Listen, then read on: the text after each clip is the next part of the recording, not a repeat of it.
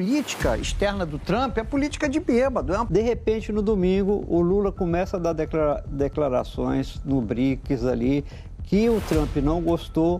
Isso aqui parece mentira. Isso não é fake news? O presidente da República leu a carta. Aí perguntei, né, como é que foi construída a nota de resposta do Lula, porque ela surpreendeu muita gente. Achavam que o presidente iria com fígado e ele respondeu muito tecnicamente, fazendo uma defesa altiva. Falou, presidente, a resposta hoje, ela tem que ser política, de mostrar altivez e tecnicidade. Estadista, se brincou de um lado, daqui a gente vai apresentar altivez e tecnicidade. Pessoal, a Daniele Lima vai defender o Lula com todas as suas forças. O Valdo vai dizer que a culpa é do Lula. O outro vai dizer que o Trump estava bêbado. A Flávia vai colocar a culpa também no Lula, mas vai fazer uma meia-culpa, vai dizer que não é bem assim. Ou seja, eles são aquele tipo de morde e assopra. Eles até dizem que tem uma culpazinha do Lula, mas depois eles vêm passando a mão por cima, dizendo, veja bem, nosso presidente é um patriota, ele está muito interessado com as relações, ele é um nacionalista. Vou deixar esse vídeo aqui para vocês. Vejam só, pessoal. É interessante. O Tarcísio de Freitas aqui também vai dizer nessa entrevista que o Haddad ele tem que cuidar da economia. E a culpa dessa tarifa aí é justamente pelo aquilo que o Lula falou lá no BRICS, que queria que o dólar ficasse de lado para eles usar outro tipo de moeda. Vamos conferir esse vídeo aqui. Já já nós volta e faz alguns comentários. Mas antes, deixa aquele like, curte, comenta, compartilha, inscreva-se aqui no canal. Bora assistir esse conteúdo agora. A gente tem dado demonstrações muito ruins, como foi agora na última reunião dos BRICS. Então, nós precisamos estabelecer o bom senso. Lembrar o seguinte, os americanos sempre foram aliados de primeira hora do Brasil. É o maior investidor estrangeiro direto no Brasil. Então, a gente tem muito a perder. Porque ou bem uma pessoa é candidata a presidente, ou é candidata a vassalo. E não há espaço no Brasil para vassalagem.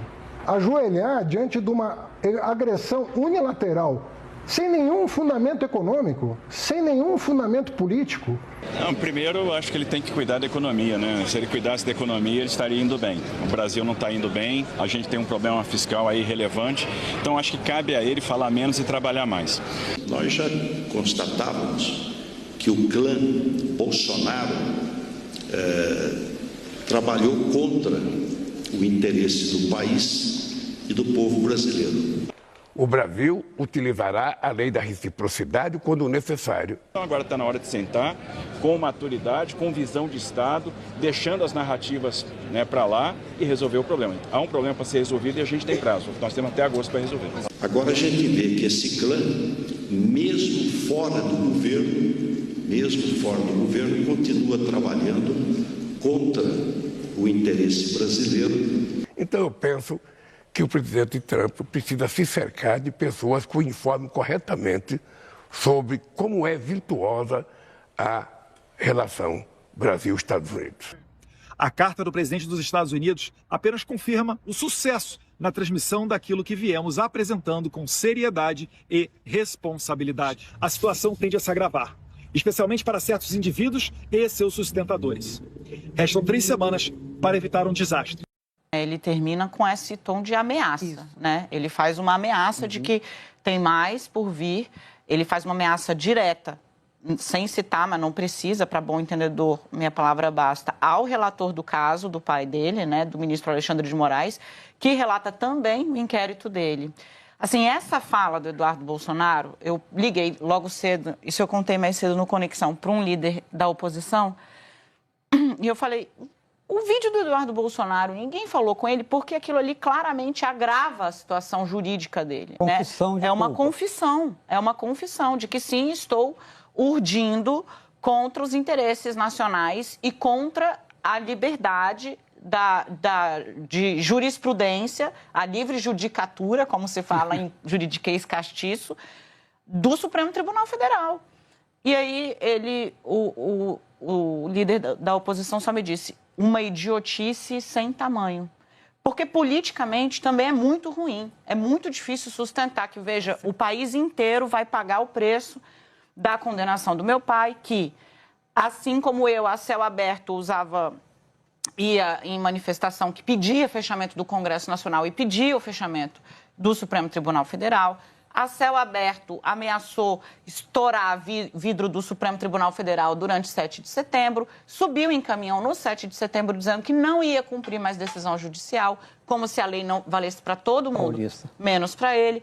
Então, assim, são várias as provas. Ele, Eduardo Bolsonaro, tem a coragem de chegar lá fora e dizer que o Brasil está vivendo sobre uma ditadura e ele usa blusa Ustra Vive.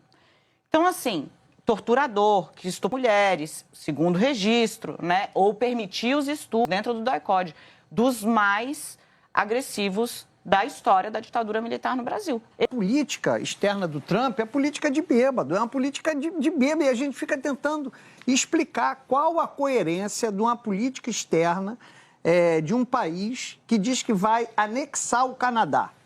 Está cantando ópera no fundo do bar. Qual é a lógica de uma política externa que renuncia a décadas de união com a Europa, do ponto de vista militar, comercial, e diz que a União Europeia simplesmente é um plano anti-americano? É política externa de bêbado, você não consegue explicar. Qual a lógica de você receber o presidente da África do Sul, mostrar uma foto de outro país, dizer que é um massacre, que estão massacrando os brancos no país dele e é mentira? Qual é a lógica dele receber o Zelensky e humilhar os... Então, não tem lógica. Então, a gente está no Brasil há vários dias tentando achar lógica onde não tem uma lógica. Não tem uma lógica. A expectativa do Brasil no sábado é que estava ali céu de brigadeiro para o Brasil, sem problema nenhum. De repente, no domingo, o Lula começa a dar declarações no BRICS ali, que o Trump não gostou, aí ele pega aquelas declarações e começa a ficar irritado. Depois, ele dá declarações sobre Bolsonaro, ele mistura uma coisa com a outra, né? Mas eu acho que o início de tudo foi BRICS. Também é o final de semana, como a Raquel Crahenbull diz. Exatamente. E ali o ambiente fica totalmente azedo a partir daquele momento. E culmina com essa decisão dele soltar a cartinha dele para o Brasil também, mas uma cartinha bem salgada para o Brasil, porque ninguém teve essa alíquota de 50%. No Supremo Tribunal Federal, eles têm certeza que é uma reação muito mais à decisão do próprio Supremo sobre as Big Techs e também a adesão ao peso, né, que teve o BRICS. No fim das contas, apostava-se muito que ia ser esvaziado, etc. e tal. O Trump jogou uma lupa imensa no BRICS ao falar sobre, ao reagir ao BRICS, né? Ficou claro ali, deixou claro um incômodo. Eles entendem dessa forma. Dentro do Congresso Nacional tem todo tipo de teoria, desde que o peso da família Bolsonaro realmente é muito grande, até para o Donald Trump. O que, gente, se você rememorar os fatos, não é. Tiveram de fazer montagem nas redes sociais para colocar o Bolsonaro numa cadeira nos Estados Unidos. Vocês lembram disso? Da quantidade de fake news que teve para fingir que a Michelle Bolsonaro estava lá dentro e tinha levado uma foto do Bolsonaro e tinha posado e tal. Então, assim, na posse a gente não viu esse prestígio todo, né? Talvez o Eduardo Bolsonaro, nesse período de 6 meses aí, conseguido um acesso melhor à elite da Casa Branca. A carta, ela é inequívoca, porque não há exigências na direção de algum contencioso econômico, por exemplo, envolvendo relações entre Brasil e China, por exemplo, envolvendo aproximação com qualquer dos países do BRICS. E o Trump faz isso. Em relação ao Panamá, por exemplo, foi muito específico, né? Em relação a acuar, né, a oprimir o Panamá na direção de se afastar da China sob pena de uma anexação. Com o Canadá, com o México e com a própria China, houve agendas, por exemplo, na direção do fentanil, da saúde pública, né, ou da imigração, da proteção a fronteiras. Então, havia...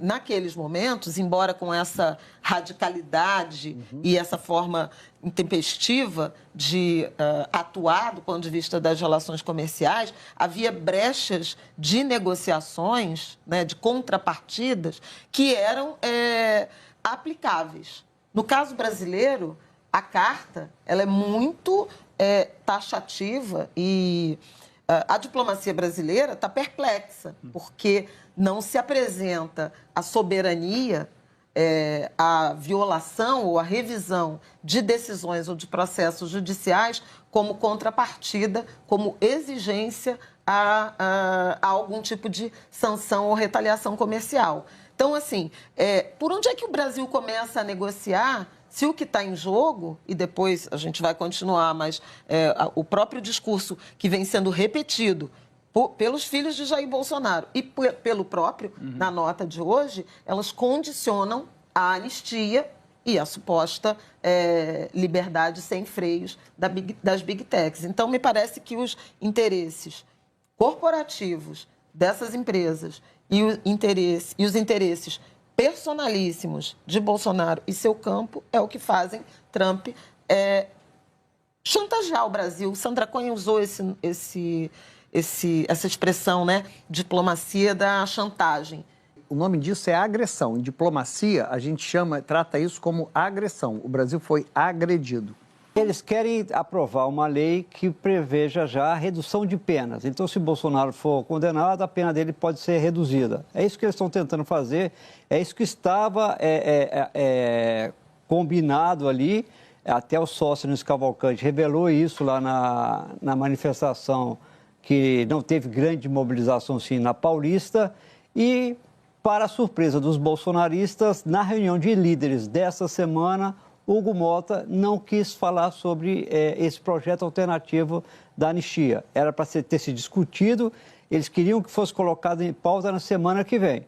E agora estão fazendo uma nova pressão para tentar colocar isso em pauta semana que vem, um projeto alternativo que seria para reduzir penas de prisão.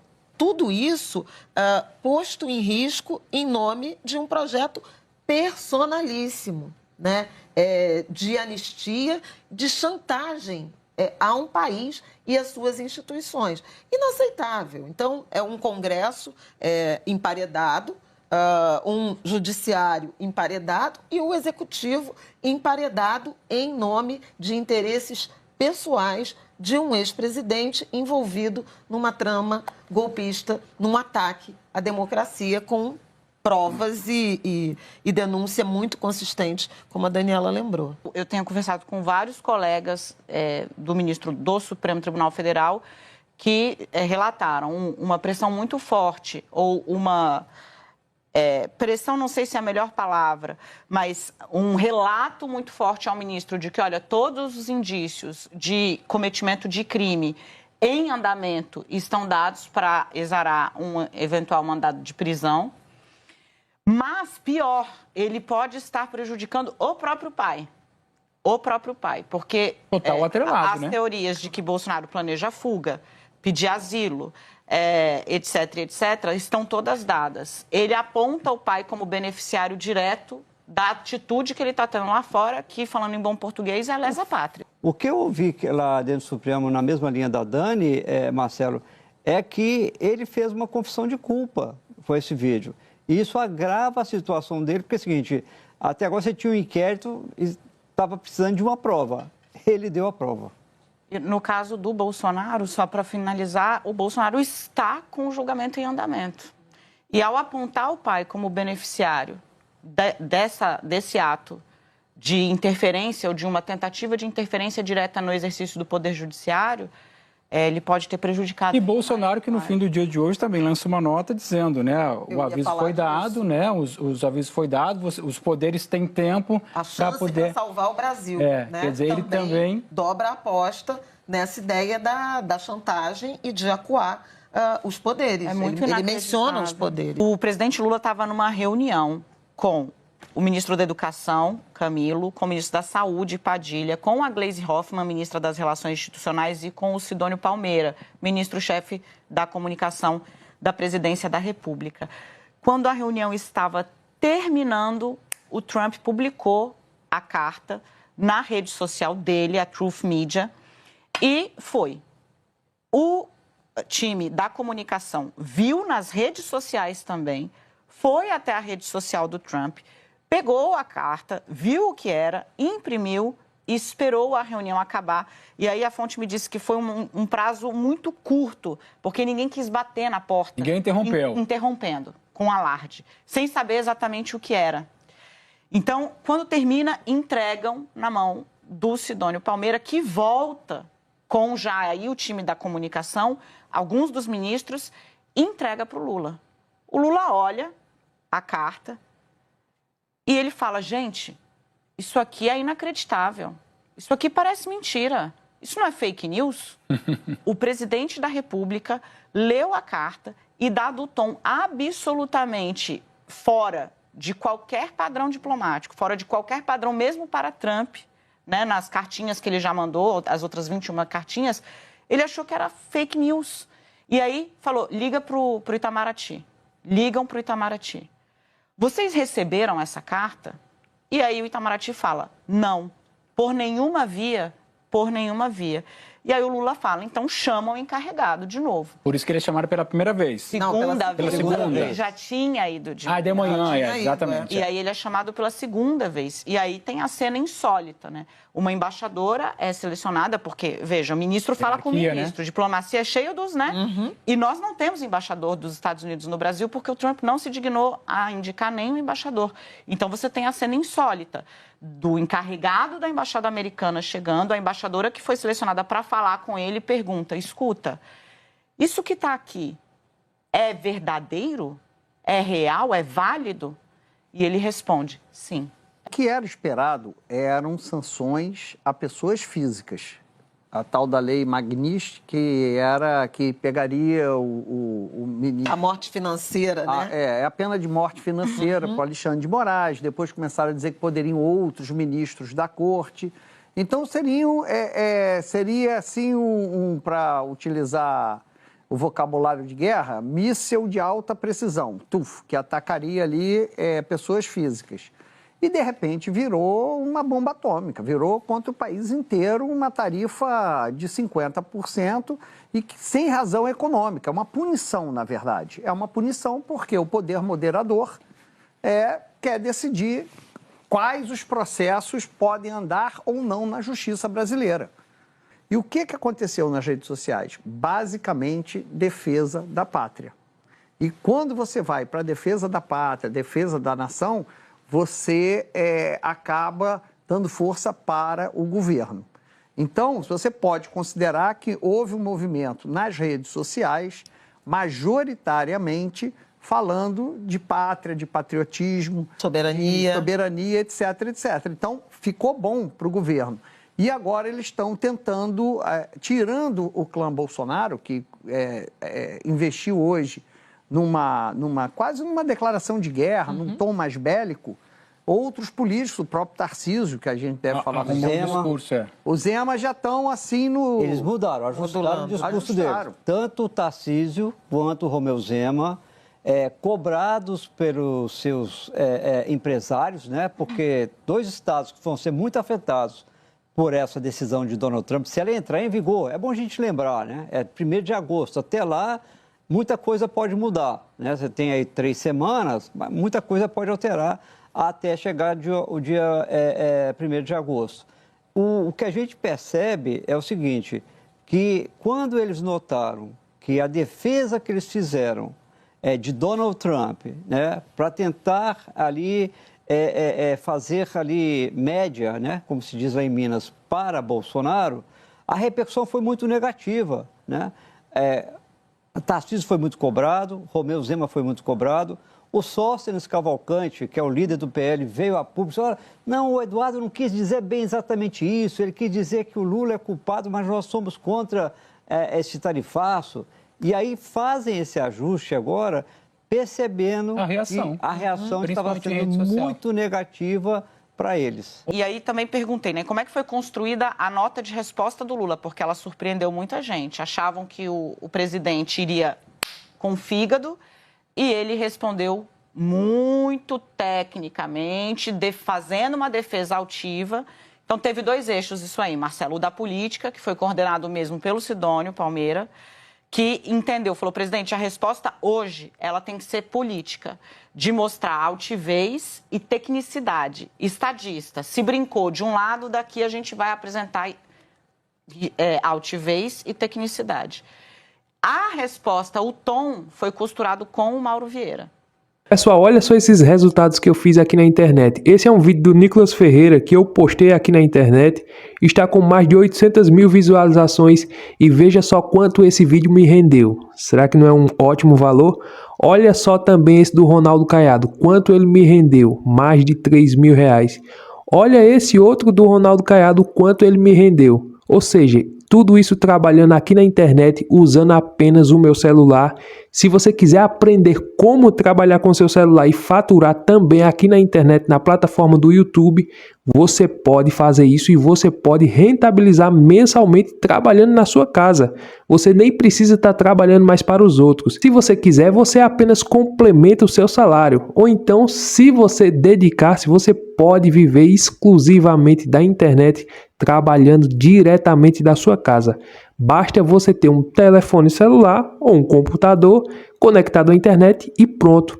Tem um link no primeiro comentário fixado ou aqui na descrição com uma aula, um passo a passo te ensinando o caminho de como você pode fazer esses resultados ou até muito mais do que isso aqui na internet. Se você quiser aprender, assista a aula gratuita que está lá no primeiro comentário fixado ou aqui na descrição e aprenda essa nova profissão. Ainda que você não saiba de nada, ali tem um passo a passo do zero te ensinando como você fazer isso aqui na internet e viver trabalhando da sua casa, do conforto da sua casa e rentabilizar pelo menos de 2 a 5 mil reais. Você é capaz de fazer.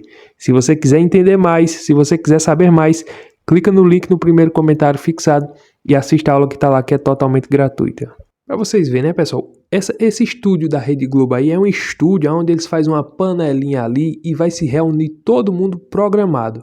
Eles já vão na intenção de dizer, nós vamos falar a verdade, vamos dizer que o Lula errou, mas no segundo bloco nós vem passando a mão para os assinantes assistir e verem que eles são independentes. Eles querem se mostrar independentes. As pessoas que assinam a Globo News são o pessoal da esquerda mesmo, o pessoal que gosta de ouvir essas narrativas, o pessoal que gosta de ouvir eles passando a mão no governo Lula, porque eles não fazem uma crítica fiel, direta, independente. Não, a crítica deles é uma crítica que depois eles mesmos desconstroem a crítica deles e vão de novo apoiando o governo que aí está. Por exemplo, o Waldo Cruz, até um certo momento, estava falando uma coisa verdadeira. A culpa dessa taxação é que o Donald Trump já estava observando dos Estados Unidos a fala do Lula. E todas as falas do Lula eram contra o Trump e contra a moeda americana. Ou seja, diversos vídeos gravados tem o Lula falando contra o Trump. Antes do Lula ganhar as eleições, ele disse que o Trump era nazista e um monte de coisa. Depois que o Trump ganhou, ele disse, não, nós queremos viver em uma parceria e que o Trump faça um bom trabalho lá. Não estabeleceu nenhuma comunicação, não foi atrás de fazer acertos, não foi atrás de fechar negócios, não foi. Pelo contrário, esse tempo todinho, o que mais nós vimos foi o Lula ir na China, ir ao Irã, indo a lugares onde a democracia não impera. Qual foi o país democrático que o Lula visitou? 1 ou 2 e ninguém nem lembra, porque ele tem procurado mais países ideologicamente ligados a ele do que países de fato democráticos. Então, o presidente daqui, ele demonstrou claramente, e o que ele falou no BRICS direto, nós temos que usar outra moeda, ele falou nesse sentido, nós temos que usar outra moeda, outro caminho para sairmos do dólar. Aí o presidente dos Estados Unidos vai pensar o quê? Deixa isso para lá. Deixa isso pra lá não, tá falando contra o país dele, tá falando contra a moeda dele, então... Aí ele diz, é assim, seu Lula, é assim que o senhor quer fazer? Beleza, toma essa taxa aí, toma essa taxação boa aí pra você se ligar e aprender o que você tá falando, e ter mais responsabilidade do que com aquilo que você tá falando, aí 50%. Agora querem pegar isso, jogar nas costas de Bolsonaro e dizer o Trump está fazendo isso por causa da interlocução de Eduardo Bolsonaro E de alguma maneira ele quer que o Bolsonaro se livre dessas condenações, desses julgamentos.